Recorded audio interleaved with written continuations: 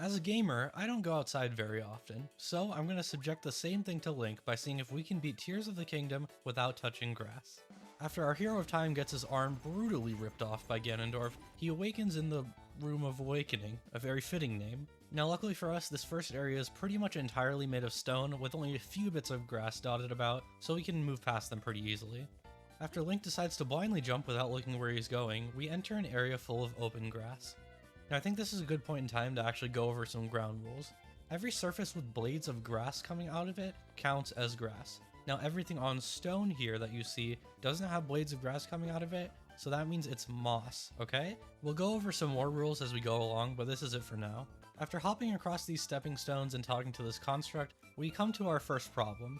After the cutscene, he puts us onto grass. Now this is the only time where this happens in the game, so I'm just gonna say it doesn't count, because that would be kind of a stupid way to end this video. The rest of the area up to the Temple of Time has a stone path going towards it for the most part, so it's pretty easy to navigate up to there. Now, the one problem I had was during this fight with the constructs, there was a very narrow area where I could walk around, which made this fight pretty difficult. I just had to guide them onto the stone, and then I flurry rushed them once they got close. I hopped my way over to the Temple of Time, and then I made my way to the Ultra Hand Shrine. Now while I was walking around these islands, I realized that all of them had gray rocks along the edges, so as long as I stick to the edges, then I would be fine. Every single shrine in this game actually doesn't have any grass in it, so we're just gonna skip over them. After completing that shrine and getting the most important ability of the entire run, I decided to make a long plank out of these boards here. Now this board here would allow me to get across grassy areas that would be otherwise impossible to get around. After going the wrong way, I accidentally set my pile of boards onto a campfire, and yeah, I think that's self-explanatory. I made my way across the edges of these islands, climbed down, and then made my way across the lake to the Fuse Shrine. I made my way across the edge of the island and into this cave, which has a surprising amount of foliage in it that I had to avoid. It wasn't too hard though, because there was a clear path through them that was pretty easy to navigate. I used these piles of rocks as stepping stones to get into another cave, which led me to a snowy area. Now you can see me walking across this snow because there's no grass there, you just need to avoid the tall pieces of grass, right? Wrong, there's actually blades of grass there that are just barely visible, which I didn't notice until I was editing this video. So I decided to go back and do this again on another save file so I can show you the pathing to the shrine. For this one I actually made my way from the north side of the snowy area and up this waterfall, which was a pretty easy path to the shrine. I made my way across this tree and onto the side of the stone area, making sure that there were no tiny blades of grass in the snow, and I used the wing and made my way to the Temple of Time. The rest of the Great Sky Island is pretty normal. I get Recall, I make my way to the Recall Shrine, finish that up, and go back to the Temple of Time to finish this area. On the way though, I made sure to grab these wings in case I needed them later. And good thing I grabbed them because I decided to use them right away. My plan was to use the wing to go straight to Lookout Landing, but then I realized I don't have a paraglider and I would just take fall damage from falling, so I decided to go to this nearby lake instead. And now here comes the tricky part. How do we get from this lake all the way to Lookout Landing? Well, there's a path here, and that's great, it doesn't have any grass on it. But how do we get to the path? Well, this is where another one of our wings comes in. I just use Ultra Hand to move it forward and then back, and then I got on top of it and used Recall to bring myself over to the path. Except, some parts of the path actually do have grass on it for some reason, and that's a no-go, so we can't do that. I saw these construction materials nearby though, so I decided to go over there and, oh, the blades of grass go through it. Huh. So I decided to stack multiple pieces of wood on top of each other in hopes that it would block the grass. And it surprisingly did, just barely, so I used it to make my way to another part of the path that didn't have grass on it. The dirt path eventually turned to stone, which made it very easy for me to make my way to Lookout Landing and talk to Purah. I went up to Hyrule Castle and talked to Haas, which was surprisingly easy, seeing as there was a stone path going straight there from Lookout Landing. And then I went back to Lookout Landing to grab the paraglider. I tried using the Skyview Tower to get all the way to Hyrule Castle, but I just didn't have enough stamina at this point, so I went to this shrine that was nearby. Next, my goal was to get an extremely overpowered set of armor called the Phantom Armor. With the full set, the Phantom Armor gives you triple attack up, which is already insane as it is, but it also gives you 24 armor without even upgrading it, which is crazy, so I decided to go for that first. I used the Skyview Tower to make my way to the Shape Rotation Shrine, and then made my way along the path very cautiously, using the help of some construction materials. Now this took me quite a long time. I didn't really know exactly where I was going, but I saw a rock that fell from the sky, so I made my way over to it. I recalled it up into the air, and I paraglided my way all the way to another Skyview Tower. I went up to these sky islands and used rockets on platforms in order to make my way as close as possible to the Gerudo region. Now I didn't get quite as far as I wanted, but I landed at this shrine on the Great Plateau so I could finish it. Now at this point I was kind of stumped, because the Great Plateau is filled with grass everywhere with nowhere else for me to go. My first idea was to light a fire to create an updraft, but that didn't get me nearly as high as I wanted it to, so I tried standing on top of my board shield instead, but that didn't work because Link just goes straight through it. At this point I was close enough to the wall to climb it, so I made my way up, and I stood on this stone section on the edge of the cliff. Now, let's get your thinking caps on because it's time to do some problem solving. So I just stood there and looked around for a little bit, but then I had an idea, and I want to see if you can think of the same idea as I thought of. Do you see it? If you don't, it's the like. Now how does a like help us? Well, when a like dies, it drops a chest that you can ultra hand. Do you see where I'm going with this? I can use the chest as a makeshift platform to be able to ascend up. I ultra handed the chest to get on top of this rock section, and then I did it again to be able to get under this other rock so I could ascend up. So I tried standing on top of this chest, and I accidentally opened it. So I reloaded my save and I tried again. The second time it actually worked, and I made my way up onto the cliff face above. I ultra-handed and recalled this boulder to be able to get to the edge of the Great Plateau, and I made my way over to the highlands to the northeast of Gerudo Town. This area didn't have much grass around it, but even where there was, it was pretty easy to avoid. I found a rock that fell from the sky, so I recalled it and made my way over to the Skyview Tower in the Gerudo region. I used the Skyview Tower to make my way up into the air, had a short detour on Ferocious back, and made my way into this sinkhole. Now this specific sinkhole had my first piece of phantom armor, the phantom leggings. After grabbing the pants, I made my way north over Gerudo Highlands into this cave. Now this cave had the scariest enemy in the entire game inside of it, like this thing is terrifying. But regardless, I made my way through the cave and I got the phantom armor. I traveled across the rocky highlands of Gerudo and made my way to this bokoblin camp. Now this next part, I think is definitely one of my favorite parts of this entire run. So I'm trying to go southeast, right? So I paraglide onto this rock, and I'm like, okay, there's a rock over there I can stand on. So I'll go over to this tree and climb onto it and jump off onto that rock, right? And of course, the one tree I try to grab onto is alive, and it shakes me off onto the grass. I try a few more strategies of recalling these boulders and using fire fruit to create updrafts, but none of them seem to work. So I was looking around and I saw these construction materials. I'm like, okay, I'll paraglide over to those, but I didn't have enough reach to get there. So I climbed onto this tree and then made my way over to the side of this rock face. And then I was kind of stumped again because I didn't know how to get over to those materials. The trees that were near me were just barely out of reach. And then I had an idea.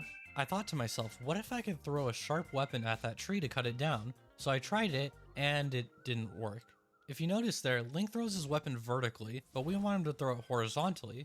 But then I remembered two-handed weapons throw horizontally, so I used a two-handed weapon, and it actually worked. I used Ultra Hand to bring my weapon back to me and did it multiple times, but now the fallen tree was just out of reach, so I Ultra Handed my weapon and attached it to the tree. Then I used Ultra Hand to bring my weapon back to me with the tree attached to it. I used the combination of Ultra Hand and Recall to bring myself close enough to the construction materials in order to use them as platforms. I used these platforms to make my way over to this cliff, and I paraglided onto the beach. The sand thankfully didn't have any grass on it, so I was able to ascend up to my next piece of armor, the Phantom Helmet. I went back to Lookout Landing and traded my spirit orbs in for a stamina vessel, and I tried to make my way back to Hyrule Castle, but I was just barely short of it. So, logically, it's time to go shrine hunting. The first two shrines I did were the Hidden Metal Shrine and a Sliding Device Shrine from the Gerudo region. I then used the Skyview Tower to make my way over to this Proving Ground Shrine, and then this is another one of my favorite moments of the playthrough. I used the same strategy that I did before on the trees to get some logs, and I brought one of the logs up onto this tree so I could use it as a platform. I used Ultra Hand and Recall to move the log on the tree forward, and as I was preparing to shield jump, some random fire arrow just came in out of nowhere and gave me an updraft to be able to keep going forward. I made my way across these ruins, dying many times to this stupid Wizrobe because my save file spawned me right in his aggro range. And once I got across that, I had a pretty tough fight with these three blue bokoblins because it was a narrow path and I had to stay on the path. I hitched a ride on this random person's luggage to be able to get across this gap with the grass on it, which I thought was a really cool strategy, but then I realized all of this was pointless because I was going the wrong way. I thought there was a shrine this way, but it was the other way on the path. So I just did this random shrine really quickly, made my way back to Lookout Landing, traded in for a stamina vessel, and made my way to Hyrule Castle. My goal here was to just gear up on the best stuff that I possibly could get, like royal weapons and bows and shields, and I did exactly that. Afterwards, I fused all of my best stuff to my weapons, and I decided to go into the final area of the game.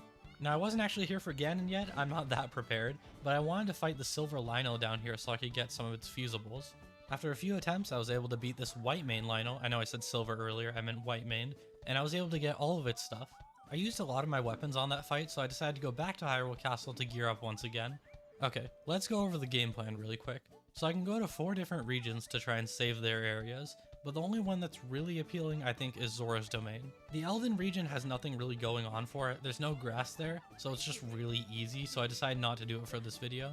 The Tabantha region is also kind of similar. Sure, there's a lot of grass in the snow, but then after that the rest of it's in the sky, so that's going to be kind of boring. And finally, Gerudo Desert. Now, the obvious reason is that there's sand everywhere and there's no grass, but we'll come back to this one later actually. For my first plan, I used a bunch of boards from Hudson Construction to be able to make a path across this area, but then this Talus absolutely wrecked me, so I decided to go for a different strategy. I teleported to the Great Sky Island and made my way across these other sky islands until I made my way to this shrine.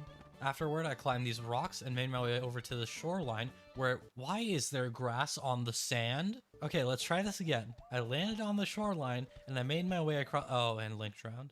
Okay, scratch that. I just decided to beeline my way through the enemy camp and across the river. I spent a good long while climbing across these mountains and rocks and paragliding until I finally reached Zora's Domain. I got the Zora armor from Yona and I made my way up to Mipha Court. After talking to Sidon, he told me to go over to some lake and talk to some other guy, so I talked to him and then came back. I went to see the king to grab his scales and finish the puzzle, and then I made my way back to Sidon. And now this part is why I was scared of this place. It was actually also the reason I wanted to do this questline in the first place, because you have to fight a sludge-like here, and you're on grass the entire time. And I'll be honest, I thought this fight was going to be a lot harder. For my original playthrough, I went here first, and this fight was so hard, I don't even want to talk about it. But this time this fight was different. I actually wanted to keep the sludge on the ground, so I didn't touch the grass. I just shot him from afar with Splash Fruit and a bunch of the king's scales, so I took him down pretty easily. The rest of this entire area was pretty much the same as you would normally do it. The Sky Island up top had a bit of grass on it, but it was pretty avoidable. Now another reason I wanted to come to this Sky Island was these guys, these constructs. Now they're actually pretty hard when you face them for the first time, but after my first playthrough I realized that you can just drown them in the water bubbles, which made it super easy to get really good parts. After drowning Link in a mountain of sludge, I defeated the Muktarok and saved Zora's Domain. Afterwards, I went to Gerudo Desert in hopes to actually finish that questline. Now obviously that's possible, right? There's no grass anywhere. Except there is. And I didn't even notice it until at this point. Look at this. There is grass in the sand. Why are there grass blades in the sand? So that made this area inaccessible to me. So I left Gerudo Desert and I fused up a bunch of my stuff to my weapons, and then I went down to try and fight Ganon. And I didn't make it very far. So I did enough shrines until I had a good amount of stamina. I went over to the demon statue and Lookout Landing to trade in one thing for free, and I got another stamina vessel. Then I decided to wait, because now I wanted to get the Master Sword. Now the Master Sword in this game works very differently to how I thought it would. I thought Zelda would be roaming the skies like the entire game, but I could not find her anywhere, no matter how hard I looked. I looked it up and apparently you can find her normally, but if you go to Korok Forest and do that quest, then she actually flies lower, so you can actually reach her more easily. Now obviously Korok Forest for this run is out of the question, there's grass literally everywhere, so I just decided to wait for some time, but Zelda never came. I don't know how people find Zelda before going to Korok Forest, but I just could not see her. After that huge waste of time, I decided to go to the floating coliseum in the depths to try and fight those Lionels. Now getting there might actually seem like a difficult task, which it kind of was, but it wasn't too bad seeing as there were trees everywhere and there were a bunch of rocky cliffs too. Now there's multiple reasons why I want to fight these Lionels. For one, they give me great weapons and shields and bows, and they also give me some great fusibles as well. But the thing I really wanted was Majora's Mask, because that will help me greatly in the final area. After only 2 tries, I beat up those Lionels and I got the mask. I went back to Zora's Domain to get some weapons for the final fight, I cooked up some food that I knew I was never going to use, and I went back to the statue to trade in all my stamina for hearts. And then I traveled into the depths for the final battle. The path down was pretty uneventful because pretty much nothing was attacking me except for Like-Likes for some reason, which still attack you even if you have Majora's Mask on. The Demon King's armory was pretty simple overall, it was just a lot of running away and using my bow, but the Bokoblins actually did a number on me, they got me down to half health. But after that, the first boss up was Colgera, and obviously Colgera is the easiest boss, there's no way I could die. Okay, I hope we agree we're not going to talk about that like ever. I didn't think I could die to Colgera, but here we are. The Ganondorf fight as a whole was incredibly easy, and in the Demon Dragon phase I actually tried to dive to the ground to see if I could touch the grass, but it puts you in a cutscene where Zelda swoops down and picks you up, so you can't even touch the grass here if you wanted to. And for the final hit, Zelda stabs Ganon right in his big giant forehead. Wait, Link? Link, no. Link, no, don't. What are you doing? No, no!